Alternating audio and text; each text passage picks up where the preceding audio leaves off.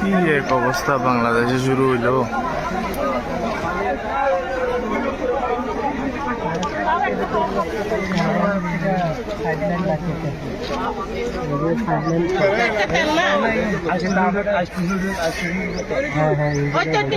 সরকারের নিচের অংশে আমরা কিছুটা আগুন দেখতে পাই।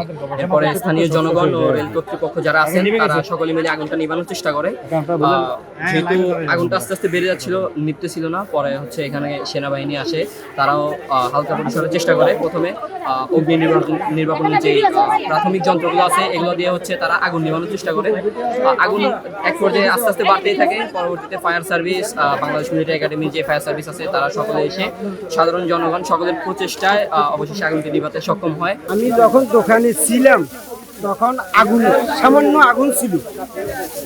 তখন আমি পাশে আমার গেটম্যান, তখন গেটম্যানের বলতেছি যে ফৌজদারহাট অফিসে আপনি ফোন দেন, কে নিয়ে আগুন লেগছে।